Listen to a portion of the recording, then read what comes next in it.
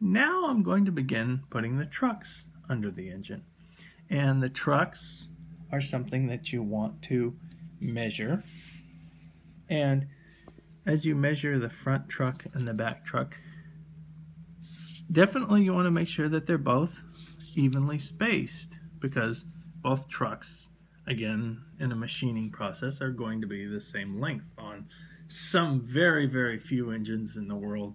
have different trucks, like an FL9 has a B truck in the front and then an A1A truck in the back. But, you know, 95 out of 100 engines, the front and back truck are, you know. And the trucks, a good thing to remember in most cases, are a mirror image of each other. So as you kind of start, and again, a lot of the truck here, I've drawn these trucks before, but you want to look, and I'm doing you a little bit of a disservice here because trucks have been something that I have measured and measured and measured. And actually, I have an eraser on the back of my pencil, and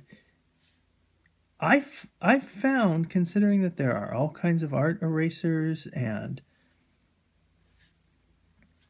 all different forms of erasing, I find having a very simple pink eraser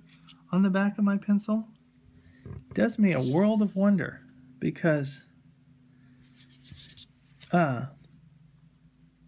when you're drawing, it's actually kind of nice that if you're in your thought process and you're just kind of drawing fairly quickly, I know artists might not totally, you know, everybody kind of has their own, but in my thought process, I tend to, when I want to change something, I just find it best to just flip the pencil upside down and do this. And it's just been, I don't know, from day one. I started when I was, well, especially these, I started when I was 13 years old, and I just sort of found flipping a pencil over like that was what worked for me. So, and again, the more you measure, like one thing on a truck is that measuring between the front part, the middle part, and the back part, making sure that they're evenly spaced of the truck, makes it so that the wheels will all be evenly spaced. Because, again, these are all things that your eye might catch, but your eye will generally catch that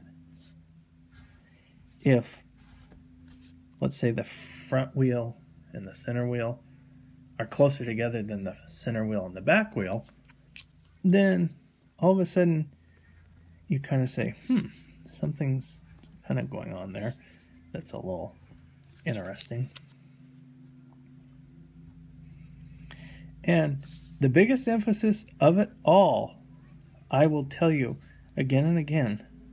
I know it's hard if you spend this much time doing this many pencil lines,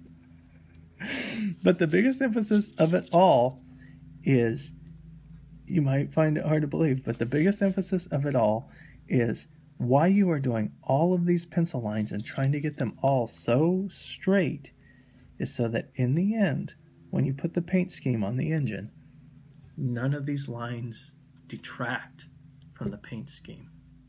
You are basically trying to get this so precise that nobody even looks at it. That's your whole goal. You want almost nobody to really look at these lines because, well, they'll look at them, but the more that they stand out, in a sense, they stand out more in some ways if they're imprecise, if they're crooked in certain ways, or if they're out of place, they start to stand out.